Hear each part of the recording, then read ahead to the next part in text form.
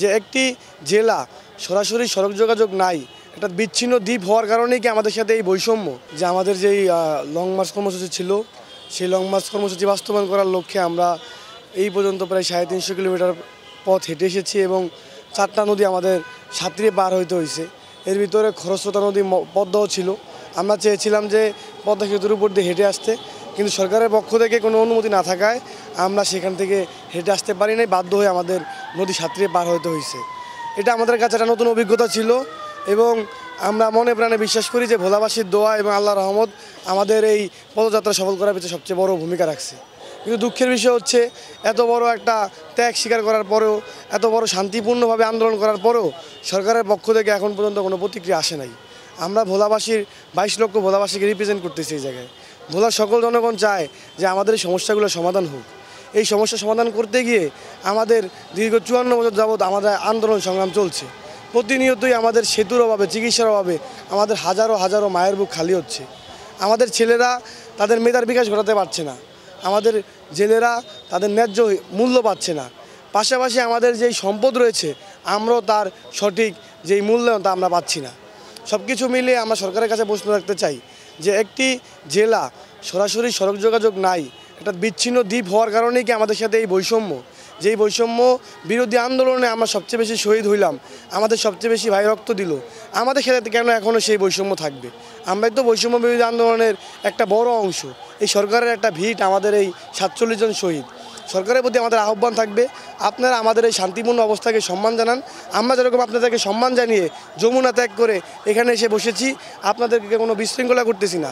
এই শাহবাগে নজির আছে, প্রতিদিন আন্দোলন হইলেই শাহবাগ আটকে দেয়, হাজারো মানুষের কষ্ট হয়। কিন্তু আজকে আমরা 3 দিন হয়ে গেল, কোনো বিশৃঙ্খলা নাই, কোনো মানুষের ভোগান্তি নাই, শান্তিপূর্ণভাবে আমাদের অধিকারের কথা বলে যাচ্ছি।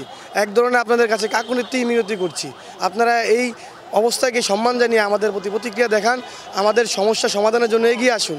আমরা আপনাদেরকে বলেছি যে আপনাদের যে উপদেষ্টা মহোদয়গণ ছিলেন তাদের সাথে আমাদের একাধিকবার আলোচনা হয়েছে, কিন্তু তারা আমাদের সমস্যা সমাধান করতে ব্যর্থ হয়েছেন।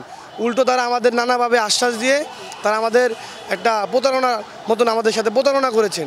তাই ডক্টর মোহাম্মদ ইউনূস স্যারকে আমরা সবাই পছন্দ করি, আমাদের ভোলাবাসী সকলে তাকে সম্মান করে।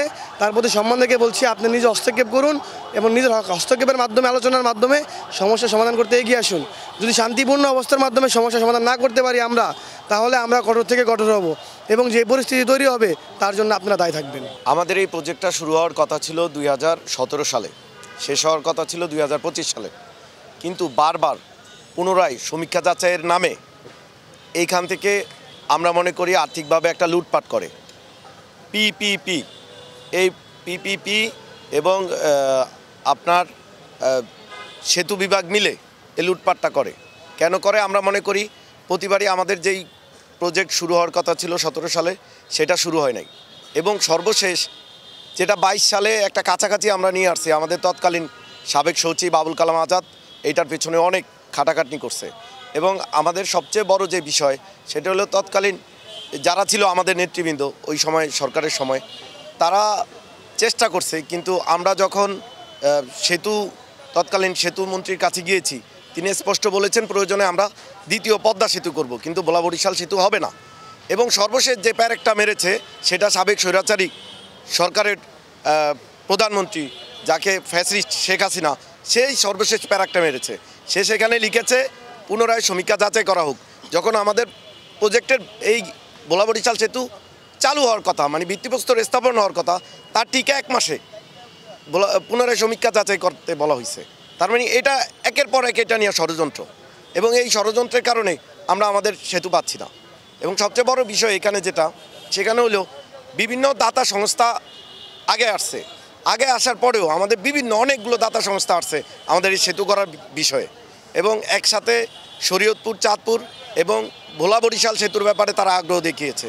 এমন কোম্পানি আছে একসাথে 2টা প্রজেক্ট করতে চায়, কিন্তু সরকারের বর্তমান যারা এখানে দায়িত্বপ্রাপ্ত আছে তারা কোনো এক কারণে, যেটা আমরা আগে মনে করতাম, আপনি যেটা বলছেন যে এইখানে যেটা হয়েছে, এখন তো সব সরকারের, সব দলের সরকার, তাহলে এখন কেন হচ্ছে না? সেম সিস্টেম আগের মতো, যে আমাদের এইখানে একটা বড় ধরনের ব্যাপার আছে, এটা আমরা মনে করি।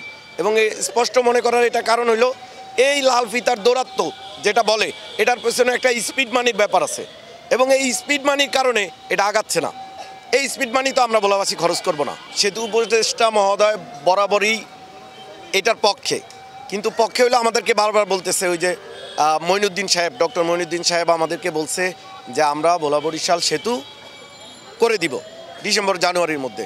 তখন উনি যখন আমাদের ওইখানে বসে বলছেন যে আমরা আসলে এটা ডিসেম্বরে জানুয়ারিতে পক্ষে সম্ভব না, তখন আমাদের বুক ফেটে গেছে এবং আমরা শুয়ে পড়ছি। এটার কারণ হলো দীর্ঘদিন যাবৎ আমরা এই বিষয়টা অবহেলিত এবং ভোলাবাসী আমাদের উপর যে আস্থা রাখছিল আমরা সেই আস্থার প্রতিদান দিতে পারি নাই এবং সরকারের প্রতি আমরা যে আস্থা রাখছি সেই আস্থার প্রতিদান সরকার আমাদেরকে দেয় নাই, যে কারণে আমরা ওনাদেরকে অবরুদ্ধ করে রাখছিলাম।